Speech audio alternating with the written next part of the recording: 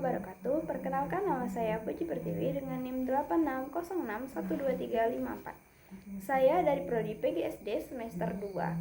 Saya berasal dari UPBJJ Salu Tuai Tuba. Di sini saya akan memenuhi tugas mata kuliah Filsafat Ilmu. Pada video sebelumnya, kita sudah membahas peran ontologi, epistemologi, dan aksiologi. Pada bagian ini, kita akan mengkaji lebih dalam terkait poin terpenting yang telah dijelaskan agar pemahaman menjadi lebih komprehensif. Dalam soal 1, bagaimana filsafat ilmu mengawasi dan mempertanyakan eksistensi, keilmiahan, serta nilai-nilai dalam ilmu pendidikan. Filsafat ilmu berperan sebagai landasan kritis dalam ilmu pendidikan dengan cara mengkaji 3 aspek utama, yaitu 1. Ontologi, yaitu mempertanyakan apa hakikat pendidikan itu, objek yang dipelajari, serta realitas dalam dunia pendidikan.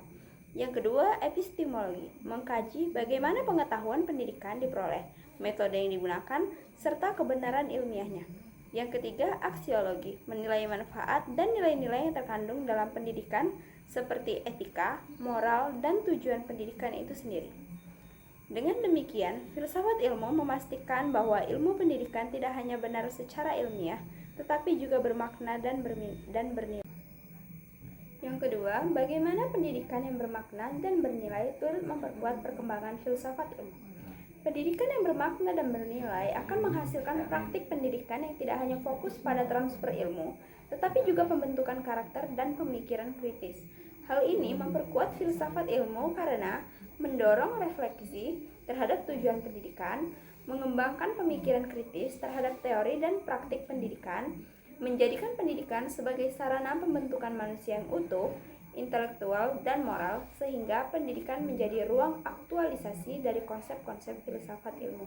Ketiga, mengapa filsafat ilmu disebut sebagai pisau analisis, yaitu ontologi, epistemologi, aksiologi, dalam membedah persoalan pendidikan.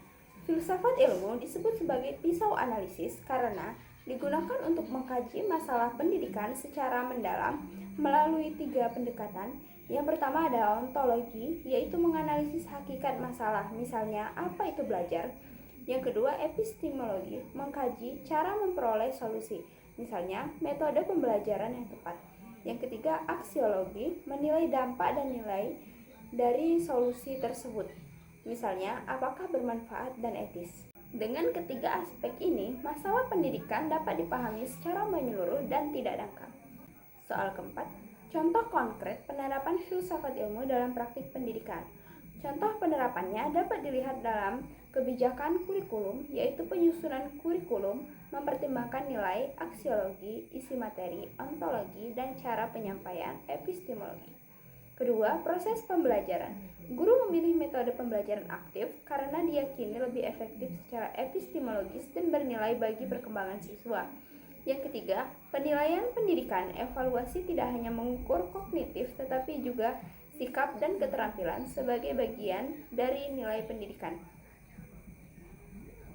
Kesimpulannya, filsafat ilmu memiliki peran penting dalam pendidikan sebagai dasar berpikir kritis, alat analisis, serta penentu arah dan nilai pendidikan agar lebih bermakna, ilmiah, dan bermanfaat bagi kehidupan.